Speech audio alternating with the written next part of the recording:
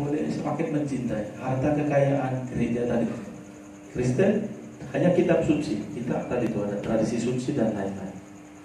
Ini tambahan supaya tadi itu sekali lagi, kalau kita punya gerak, sudah ada cinta yang sudah ada ditanam. Kan mutiara itu setiap kita sudah dikasih Tuhan. Tinggal bagaimana supaya mutiara ini bersinar. Mulai kita menemukan cara itu masing-masing tadi itu dengan bahasa.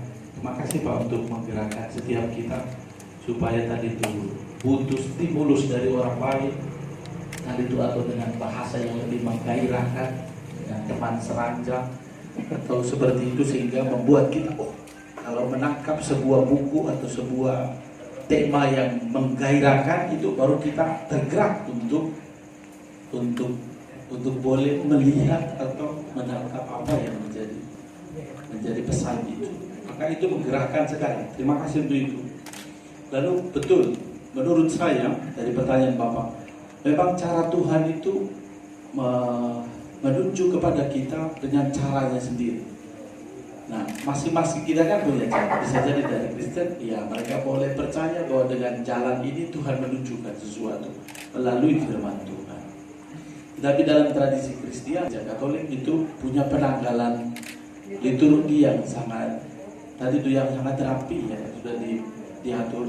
Jadi tadi itu kalau semua orang mengikuti misa selama tadi itu tahun 1, 2, lalu A, B, dan C selesai, maka itu bisa mendengarkan seluruh kitab suci. Itu kalau mengikuti setiap hari Minggu. Maka begitu, tetapi kan seringkali kita bisa di sini, lalu besok tidak ikutin lagi. Jadi seringkali terulang lagi. Nah, cara Tuhan bisa jadi dengan pengalaman seperti itu. Menurut saya, dimanapun itu cara itu bisa dipakai siapapun, tidak hanya saudara-saudara kita. Orang Katolik pun tadi itu yakin benar-benar Tuhan tunjukkanlah jalan yang bisa menghadapi persoalan.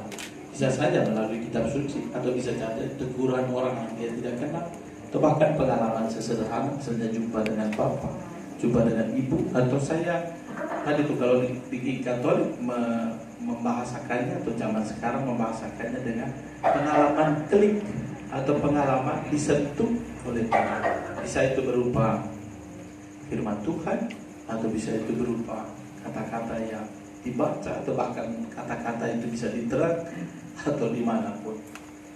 Tapi saya sungguh yakini juga bahwa mereka menghidup itu, dan itu sangat baik. Kita boleh menimba inspirasi dari manapun, tetapi yang terpenting adalah kitab suci mampu, yang kita maknai, yang mampu membaca pengalaman hidup kita. Itu Pak respon dari saya. Terima kasih Romo. Ya, terima kasih Romo. Satu kesempatan untuk Bapak Ibu yang ingin menyampaikan bagaimana pengalaman Bapak Ibu selama berkali-kali tiap hari baca kitab suci dan sekarang sudah khatam. Apa tantangannya, apa godaannya, manfaatnya apa? Monggo silakan tunjuk jari. Betul, ini yang saya mau dengar ini. Ya. Yang paling tua. Monggo siapa? Yang paling tua dulu Pak. Mari Mas Saf. Ya, silakan Mas Saf. Maju boleh Mas, maju. Shalom, selamat malam untuk kita semua. Selamat malam Romo, Brother. Oke, terima kasih atas kesempatan yang diberikan kepada saya. Pertama-tama saya mau memperkenalkan diri dulu ya. Nama saya Saf, dari NTT, satu kampung sama Brother Flavianus, dan saya kuliah di ITY semester 5. Oke, saya mau memastikan bahwasanya yang pertama-tama itu pada malam hari ini kita diberkati. Amin. Oke, yang kedua yang saya mau memastikan lagi bahwasanya kita malam hari ini yaitu mengandalkan Tuhan. Amin.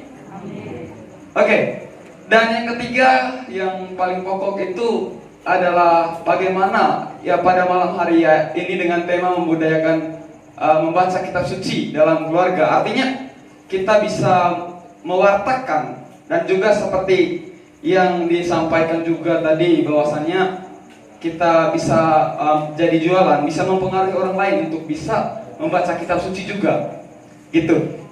Oke, mungkin yang pertama-tama saya mau cerita dulu. Awalnya itu saya tergabung dalam KLN saya di Sugio Pranoto, tapi saya tidak tinggal di sana lagi gitu. Nah, saya dulu awalnya sempat diskusi sama Brother Fabianus, saya mau buat komunitas doa gitu. Karena pada dasarnya saya melihat keresahan di Jogja bahwasannya ada banyak mahasiswa yang pada hari ini melupakan Tuhan gitu. Mana kalau kitab suci kita baca kitab suci itu dengan hati yang asik ya, yang ada di Roma, dan juga dengan penuh kesadaran gitu. Untuk bisa komitmen dalam membaca itu yang perlu kita bangun gitu. Kita butuh yang namanya orang lain. Kita misalnya saya sebagai imam memilih untuk menjadi imam sendiri, tetapi saya tidak bisa hidup sendiri, selalu tinggal di dalam komunitas. Dan tadi itu poinnya adalah saya terus berlatih, malas atau tadi itu seperti itu sama yang kamu rasakan, itu saya juga sama, saya manusia, semua kita perasaan yang sama itu kita alami. Tapi memang betul dibutuhkan tadi itu kita sadar pengalaman itu, lalu kita terus berlatih. Tidak berarti apa yang saya sampaikan ini lalu saya tidak punya godaan, itu sangat besar. Karena semakin ingat bahwa semakin kita dekat dengan Tuhan, setan lebih tahu celah untuk menyerang kita. Bagus sekali dengan kata-kata di bawah.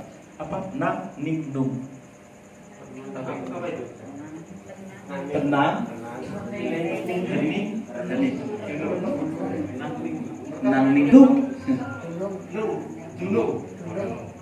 Jadi ada saat di mana kita butuh tenang, ada saat di mana kita butuh, bukan supaya kita jadi kudus, tentu tidak, tetapi tadi kita terus berlatih pengalaman seperti ini yang menggerakkan kita. Jadi yang dibutuhkan adalah tadi itu kembali ke kita banyak bicara ini, tapi tadi itu apakah Tuhan menggerakkan saya lalu saya menangkap maksud Tuhan untuk saya. Lalu yang terakhir adalah saya sendiri yang harus melakukan. Kembali ke kita untuk melakukan. Sekali lagi tidak menasihati Bapak dan Ibu, tetapi kita sendiri yang harus bergerak. Saya memutuskan, jadi Tuhan harus kasih otak untuk berpikir. Lalu apa saya memutuskan untuk membaca atau saya memutuskan untuk tidur? Ini kebebasan manusia yang kita harus tahu bahwa lemahnya manusia yang di sini. Maka kesadaran ini membantu kita untuk mengambil keputusan. Karena tadi Tuhan Allah tidak pernah memaksa kita, Ia memberi kita kebebasan. Maka selamat memilih melanjutkan membaca kitab suci atau tidur. Terima kasih. Saya cuma ingin menanyakan, apabila kita mendekatkan diri pada Tuhan, di saat kita tidak bisa berkonsentrasi, fokus, ataupun di saat kita ingin bersama Tuhan, apakah dibenarkan kita melalui bantuan YouTube Romo? Karena kita sendiri yang tahu kapan saya konsentrasi. Misalnya saya lebih mudah konsentrasi banyak orang, atau saya lebih mudah konsentrasi kalau saya sendiri. Kita tadi itu kalau di benar kita harus tahu kelebihan kita di situ. Lalu tadi yang sarana seperti tadi misalnya supaya membantu konsentrasi kita melalui YouTube. Kehendak Allah itu menurut saya bekerja dalam namanya Tuhan yang Maha Kuasa. Dia boleh memakai sarana apapun yang tentunya baik adanya. Terus saya pagi hari misalnya untuk berdoa, walaupun saya bertahan 3 sampai 5 menit, tetapi itu mantap buat saya. Karena selebihnya saya tidur. Atau selebihnya pasti kalau nyandar begini sudah tidak dikapet, badannya dikapet, tapi pikirannya kemana-mana. Dan kita harus sadari pengalaman. Yang lain adalah menurut saya yang disampaikan Santo Ignatius, dan saya rasa bahwa ini kekuatan bagi kita. Ini adalah sarana, bukan tujuan. Jadi semua yang kita upayakan adalah tujuan kita sampai merasakan, menimba inspirasi dari Tuhan. Sarana yang kita pakai tadi itu misalnya melalui YouTube atau membantu konsentrasi kita sehingga menangkap apa yang dikehendaki Tuhan. Wakili panitia menyampaikan terima kasih atas waktu yang diberikan kepada kami serta spiritualitas yang kami terima dari Romo Siprianus. Tepuk tangan untuk Romo Siprianus. Lompat menjadi angelus kita. Firman itu menjadi manusia dan tinggal di antara kita. Maka berjumpa dengan firman adalah berjumpa dengan Yesus, mengalami Yesus. Puji Tuhan, haleluya. Itu kalau saya PDKK dengan orang-orang Protestan Ekumenik. Haleluya saudara, karena Tuhan mengangkatmu untuk bersama-sama dengan engkau dan engkau berjumpa dengan Dia. Haleluya. Jadi sesungguhnya adalah ketika kita membaca firman, kita berjumpa dengan Yesus. Itu yang disebut dengan the personal experience of God. Pengalaman pribadi saya akan Allah. Yang kemudian oleh undangan ini, kelompok ini saya harap tetap bersatu, entah dari kelompok-kelompok lingkungan yang katanya dua-dua. Jadi perjumpaan dengan Yesus, the personal experience of God. Maka membaca kitab suci adalah saya berjumpa dengan Yesus. Lalu kalau kita nanti, saya harap tidak hanya kelompok ini, tapi lingkungan-lingkungan bergabung. Itu ya Pak Fungsi, kalau nggak salah itu makin hebat. Artinya tidak hanya ini, nanti Romo Sipri juga akan mendukung, Romo Bras mendukung. Nah, dari the personal experience of God menjadi the community experience of God. Pengalaman komunitas akan Allah. Ujungnya adalah kita berseri. Itu tentang bahan ayam tadi. Ya, saya cerita tentang ayam yang jadi opor dan sebagainya. Kita sudah punya bahan. Lalu bagaimana sebenarnya teknik-teknik membaca? Ada begitu banyak. Ada teknik Lectio Divina, Lectio membaca, meditatio, kita bermeditasi, bermain dengan pikiran. Ini kenapa ya, ini kenapa.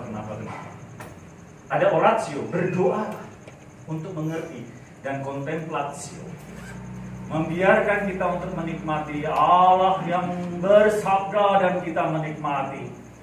Yang terjadi seperti kita terasa, Tuhan, Engkau sungguh baik.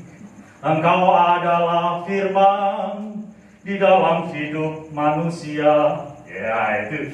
Nah, kita lihat dari personal experience of God ke community personal of God. Dan kita lihat bahwa ada kekuatan cara membaca firman kita, apakah dengan Lectio Divina, membaca, memeditasikan dengan untuk pekerjaan otak, kemudian berdoa, dan kontemplatio.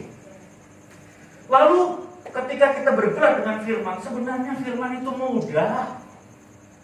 Aku datang untuk menyelamatkan, aku datang untuk menyembuhkan. Maka kalau kalian membaca kitab suci tidak ada perjalanan mengalami saya ini yang sakit, berjalan mengalami penyembuhan, mengalami sembuhan Allah. Percuma membaca kitab suci. Karena orang lumpuh berjalan, orang buta melompat, orang buta melihat. Ya, kita ngerti ya. Nah, kalau kita membaca kitab suci seperti itu, kita tidak akan bisa sampai. Yang terjadi hanya bermain dengan otak. Percuma. Kalau hidup kita tidak pertama-tama personal experience, pengalaman pribadi akan Allah, saya disembuhkan, saya dikuatkan. Lalu bersama-sama kita bersharing menjadi pengalaman komunitas akan Allah. Cara membaca. Dan cara membaca adalah saya dari titik sakit, titik sembuh, titik kesepian, titik kesedihan. Itu yang harus ada. Teknik-teknik yang lain mungkin dalam perjalanan waktu nanti kita bisa berjumpa. Karena 2016 saya dikirim ke Italia khusus untuk teknik bibliodrama. Di sana ada mapping, ada strategi penyembuhan, healing.